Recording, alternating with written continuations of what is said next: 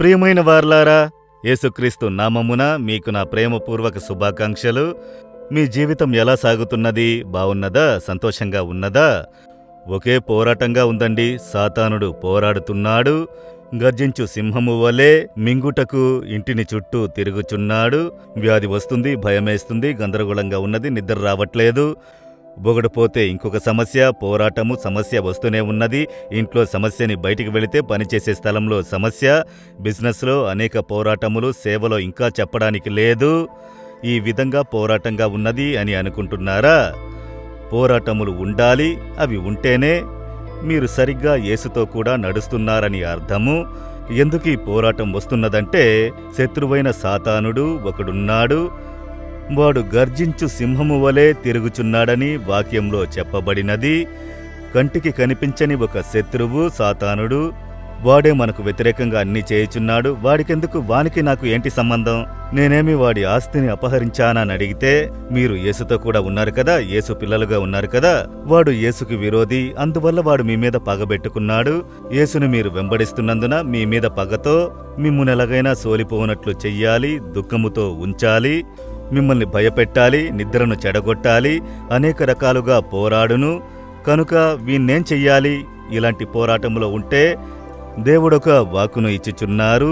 ఏంటో తెలుసా? యాకోబు 4వ అధ్యాయము 7వ వచనములో, అపవాదిని ఎదిరించుడి, అప్పుడు వాడు మీ యొద్ద నుండి పారిపోవును. మీరు ఎదిరించి నిలబడితే వాడు పారిపోవును, మీరు పారిపోతే వాడు తరుముతో ఉంటాడు. కనుక మీరు భయపడకూడదు, పరిగెత్తకూడదు. ఎదిరించి నిలబడి, సాతానా, నేను యేసు నామమున నిన్ను ఎదిరిస్తున్నాను. నేను యేసుకి సొంతము, నా కుటుంబం యేసుకి సొంతము. నన్ను నీవు డిస్టర్బ్ చెయ్యలేవు, నన్ను నాశనము చెయ్యలేవు. యేసుక్రీస్తులో నేనున్నాను. నేను నిన్ను యేసు నామములో ఎదిరిస్తున్నాను, నిన్ను తరుముతున్నాను, యేసు రక్తమును నేను ప్రోక్షిస్తున్నాను అని చెప్పి మీరు ప్రార్థించినప్పుడు వాడు పారిపోతాడు. ఈ విధముగా భయపడు వారిని వాడు క్రమంగా మళ్ళీ భయపెడతాడు. మీరు భయపడినప్పుడల్లా వాడు మిమ్ములను తరుముచూ ఉంటాడు. భయపడకండి, ఎందుకంటే సాతానుని జయించిన యేసు మనతో ఉన్నారు. ఆయన శిలువలో సాతానుని మీద విజయము సాధించారు. శిలువలో ఆయన మరణించి రక్తము చిందించి జీవముతో లేచినప్పుడు సాతానుని శక్తులన్నిటినీ హరించెను. వాన్ని కాళ్ల కింద నలిపివేశాడని వేదం చెప్పుచున్నది. ఇవన్నీ ఎందుకంటే మన కొరకు, మీ కొరకు, మీరు వానిని జయించుట కొరకు. కనుక ధైర్యముగా మీరు ఎదిరించి నిలబడాలి. లోక మనుషుల దగ్గర కొన్ని కార్యములను మనం నేర్చుకోవాలి. లోకస్తులను చూడండి, అన్యాయము కొరకు వారేమేమో చేయుచున్నారు. ఉదాహరణకు, ఒక మినిస్టర్ గారి కుమారుడు అనుకోండి. అతడు పోలీసు వారికి భయపడునా? భయపడడు. ఎస్పీ వచ్చినా భయపడడు. గొప్ప పోలీస్ అధికారి వచ్చినా, వీడు మినిస్టర్ కాదు, మినిస్టర్ గారి బిడ్డైనా, నేనెవరో తెలుసా, ఈ మినిస్టర్ గారు కొడుకుని అని అంటే పోలీసులు భయపడతారు, చేయి పెట్టడానికి భయపడతారు. చూశారా ఎందుకు సమస్య అని చెప్పి? కనుక వానిలో ఒక ధైర్యము ఏంటంటే, మా నాన్న మినిస్టర్ అయితే ఇంకా పోలీస్ మినిస్టర్ అయితే అంతే, పోలీస్ మినిస్టర్ అయితే అంతే, భయపడడు కదా.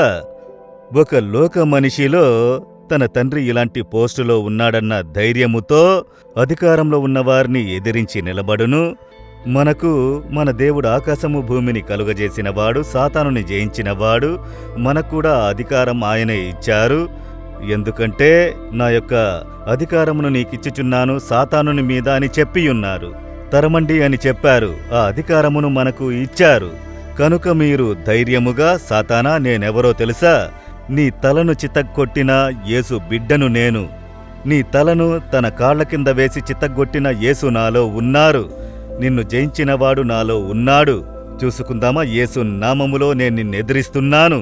మా ఇంటిలో నీకు స్థలము లేదు, నా జీవితంలో నీకు అధికారం లేదు, నా పిల్లల్ని నీవు డిస్టర్బ్ చేయుటకు అనుమతి లేదు, ఈ వ్యాధిని తీసుకువచ్చే అధికారం నీకు లేదు, భయమును తీసుకొచ్చే ఆత్మను నేను ఎదిరిస్తున్నాను. మీరు చెప్పి చూడండి, వెంటనే ఒక మార్పును చూచెదరు. మనము ఇవన్నీ చెయ్యకుండా సమస్యను చూచి ఈ సమస్య, ఆ సమస్య, పోరాటము, జీవితమే పోరాటంగా ఉన్నదని సోలిపోతున్నాం కదా. అదే వానికి కావాలి. అయితే మీరు కరెక్ట్గా వాని తంత్రములను ఎరిగి వానిని ఎదిరించడం ప్రారంభిస్తే ప్రతిదినం మీ లైఫ్ ఇంట్రెస్టింగ్గా ఉంటుంది తెలుసా? ప్రతిదినం యుద్ధము, అనుదినం జయము, సాతానుని పారద్రోలుట, తరుముకొనుట, వానిమీద విజయం సాధించుట, అదే క్రైస్తవ జీవితము. కాబట్టి అదే వాక్యము చెబుతున్నది, సాతానుని ఎదిరించుడి. మీకు యేసు ఏం చెప్పారు? సాతానా వెనక్కి వెళ్ళు అని చెప్పారు కదా. ఆ విధంగా చెప్పాలి. యేసు నామమున, పో సాతానా, నన్ను డిస్టర్బ్ చెయ్యకు, నేను యేసు రక్తము ద్వారా కడగబడియున్నాను, యేసు రక్తమునకు సమర్పించుకున్నాను. అలా చెప్పి చూడండి, మార్పును వెంటనే చూచెదరు. నేను చెప్పి చూస్తున్నాను, ఏమీ జరగనంటున్నది అని అనుకుంటున్నారా? ఆ వాక్యం యొక్క ముందు భాగమును చూడండి. సాతానుని ఎదిరించుటకు ముందుగా దేవునికి లోబడియుండుడి, సాతానుని ఎదిరించుడి. మీరు దేవునికి లోబడకుండా ఉన్నారంటే సాతానుని జయించలేరు. వానికి తెలుసు నీవు లోబడలేదు, నీవు లంచం తీసుకునేవాడవు, అవినీతిపరుడవు, సిగరెట్ తాగేవాడివి, తాగుబ్రోతువి, నీవు వాక్యానుసారంగా నడుచుటలేదు, నీ ఇష్టానుసారంగా నడుస్తున్నావు, వేదవాక్యమును చదివేది లేదు, ప్రార్థించేది లేదు. అవన్నీ వానికి తెలుసు. నీ స్పిరిచువల్ స్టాండ్ వానికి తెలుసు. కనుక వాడు మిమ్ములను జయించుచున్నాడు. మీరు దేవునితో ఐక్యతను స్ట్రాంగ్ చెయ్యండి. బైబిల్ చదువుట, ప్రార్థించుట, దేవునికి ఇష్టలుగా జీవించుట, ఆయన ఆజ్ఞలకు లోబడి ఉండుటలో కరెక్ట్గా ఉండుడి. మిమ్ములను చూస్తేనే 10 అడుగుల దూరముగా సాతానుడు నిలబడును, ప్రక్కలోనికి రాడు. మీ ఆత్మీయ స్టాండ్ వానికి బాగా తెలుసు. కనుక సాతానుని మీరు ఎదిరించి నిలబడాలంటే దేవునికి లోబడి ఉండాలి. దేవునికి లోబడకుండా మీరు యేసు పేరు చెప్పినను మీరు జయించలేరు, యేసు రక్తమును ప్రయోగించినను జయించలేరు. కనుక ఈ దినము, దేవా, నేనెప్పుడు మీ వాక్యమునకు లోబడి ఉండాలి. సాతానుని జయించు అధికారము మీరు నాకు ఇచ్చారు. నేను భయపడకూడదు, ధైర్యముతో అనుదినం నేను విజయవంతమైన జీవితము కలిగి ఉండాలి అని ప్రార్థించి చూడండి. ఈ దినం నుండి మార్పు కలుగును. అలాగే సమర్పించుకుంటారా? దేవుని వాక్యమునకు లోబడని ఏదైనా కార్యము ఉంటే సమర్పించుకొనుడి. ఇతరులను క్షమించకుండా ఉండుట, కోపంతో రగిలిపోవుట, పగబెట్టుకొనుట, ఇవన్నీ మీలో ఉంటే మీరు సాతానుని జయించలేరు. వాడు ఈజీగా మిమ్మును జయించును. మీ లైఫ్ని మొదట సరిచేసుకొనుడి, సమర్పించుకొనుడి. అలాగే హృదయంలో చేపెట్టుకుని, దేవా, మీ వాక్యమునకు లోబడుటకు నన్ను సమర్పించుకుంటున్నాను. లోబడిని పాపములను క్షమించండి. వాక్యానుసారంగా నేను జీవించుటకు నన్ను సమర్పించుకుంటున్నాను. సాతానుని జయించుటకు నాకు బలము, కృపను, అభిషేకమును ఇవ్వుడి. దేవా, ఇదిగో నీ కుమారుడు, కుమార్తె ప్రార్థిస్తున్నారు, సమర్పించుకుంటున్నారు. మీ వాక్యానుసారంగా ఇప్పుడే వారికి జయము కలుగును గాక. సాతానుని ఎదిరించే బలము, అభిషేకపు శక్తి అనుగ్రహించుము. సాతాను తీసుకువచ్చే పోరాటములన్నీ జయించుటకు ఈ కుమారుడికి బలము ఇవ్వండి, ఈ కుమార్తెకు బలము ఇవ్వండి. ఈ దినము వారు విజయము చూడాలి. ప్రతిదినం వారు జయమును చూడాలి. అనుదినము జయముతో వారు ఆత్మీయ జీవితంలో ముందుకు కొనసాగాలి. సాతాను క్రియలన్నీ సంపూర్ణంగా నాశనం కావటానికి వాటిని జయించి ముందుకు కొనసాగుటకు కృపనివ్వుడి.